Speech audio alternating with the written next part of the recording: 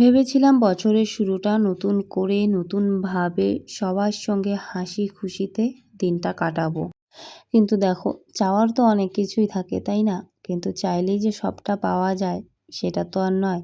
আমরা প্রত্যেকে মেয়েরাই কিন্তু চাই সংসারটাকে সুন্দর করে গুছিয়ে পরিবারের সবাইকে নিয়ে হাসি খুশিতে থাকার। হ্যাঁ, এমন বলবো না যে সংসারে অশান্তি লাগে না, লেগে থাকে। কম বেশি সবার সংসারেই কিন্তু খুঁটিনাটি বিষয়ে কিন্তু ঝামেলা হয়েই থাকে। তাই বলে যে সংসারের কাজকর্ম ফেলে দিয়ে খাওয়া দাওয়া ছেড়ে মনমরা হয়ে বসে থাকবো সেটা কিন্তু নয়। তোমাদের তো এর আগের ব্লগে আমি দেখিয়েছিলাম যে আমি চড়ক মেলাতে গেছিলাম। তো তারপর থেকেই কিন্তু আমার শরীরটা প্রচণ্ড খারাপ করেছে। তো একদমই কোনো কিছু খেতে ইচ্ছে করে না, শুধু মাথা ঘুরে পড়ে যেতে নেই, মানে এতটাই শরীর দুর্বল হয়েছে কি বলবো। তাই সংসারে টুকিটাকি নিজে হাতেও কাজ করছি, এদিকে কিন্তু শাশুড়ি মাও আমাকে হেল্প করছে, ঠিক আছে? তো আমরা সংসারে সবাই মিলেমিশে কিন্তু কাজ করছি, কোনো ঝামেলা কিন্তু হয়নি। তো আমাকে কমেন্টে বলেছিল আমি নাকি সংসারের ঝামেলা করে তারপর নাকি এরকম মনমরা হয়ে বসে থাকি। তো দেখো, আমরাও তো মানুষ নাকি, আমাদেরও তো শরীর খারাপ হয়, নাকি আমাদের শরীর খারাপ হতে পারে না বলো তো?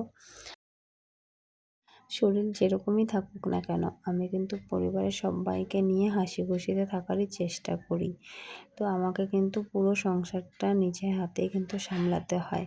তারপর এদিকে কিন্তু ছেলেকেও সামলাতে হয়, ঠিক আছে? এই কথাগুলো বলার একটাই কারণ, তোমরা যেটা ভাবছো সেটা ভুল ভাবছো।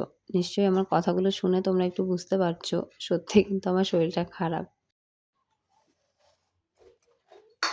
একদম দেখে জিভে জল চলে আসলো।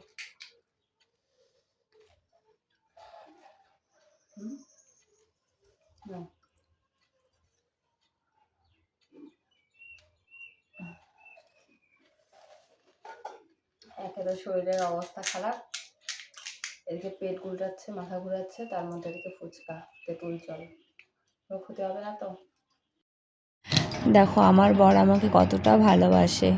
ময়নাগুড়ি থেকে আমার জন্য ফুচকা কিনে এনে এই যে দেখো আমাকে খাওয়াচ্ছে। মানে 2 দিন ধরে ভাত খাচ্ছি না, আর কোনো কিছু খেতে ইচ্ছে করে না, তাই জানে আমি ফুচকা খেতে ভালোবাসি। তাই দেখো আমার জন্য ফুচকা কিনে নিয়ে এসেছে। যদি ঝগড়া হতো তাহলে কি এত ভালোবাসা দিত বলো তো? মাথাটা টিপে দাও তো আমাকে একটু, দাও একটু। গান করো তো, চুনুন ময়না নাচো না, গান করো, মুখে গান করো, করো। তাথই তাথই নাচো না, মাথা টিপে দিচ্ছে আমাকে। আমি সকাল থেকে শুয়ে আছি, কোনো রকমে রান্না বান্না করে কাজকর্ম করে যে শুয়ে আছে এখন, আর ও আমাকে মাথায় হাত দিয়ে দিচ্ছে। আসো,